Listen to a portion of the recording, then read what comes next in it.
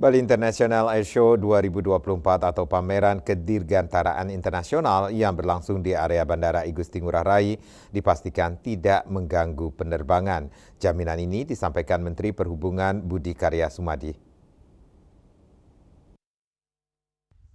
Menhub Budi Karya Sumadi menyampaikan satu sisi pihaknya memastikan Airshow pertunjukan udara berjalan baik, di sisi lain pihaknya mengelola ruang udara Bandara Igusti Ngurah Rai agar dapat dijangkau tanpa ada masalah. Diketahui Bali International Airshow 2024 akan berlangsung 18 hingga 21 September 2024. Selain pameran, kedirgantaraan akan turut berlangsung aksi aerobatik di udara.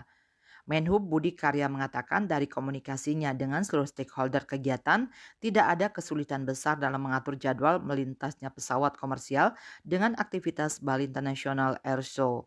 Namun, kepadatan lalu lintas udara diprediksi akan terasa pada hari pertama dan kedua kegiatan, sehingga ia mengimbau calon penumpang agar menggunakan transportasi udara tersebut sebelumnya. Pengalaman dalam mengatur landasan juga diyakini membantu dalam menyukseskan gelaran internasional ini, di mana sejumlah pesawat yang akan memanfaatkan area bandara sudah diidentifikasi.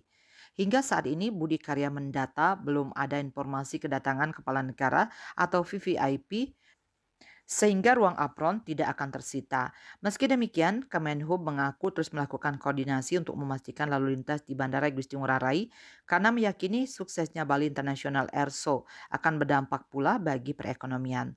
Untuk kondisi darat, penyelenggara menyebut jumlah pengunjung pameran kedirgantaraan ini mencapai 6.000 orang, sehingga selain antisipasi di udara dilakukan pula antisipasi kemacetan di sekitar lokasi pameran, yakni di General Aviation Terminal, South Apron, Jalan Bypass Ngurah Rai. Untuk itu, penyelenggara memberikan opsi transportasi umum termasuk bus antar jemput dan layanan pemesanan kendaraan lainnya jika memungkinkan. Antara News melaporkan.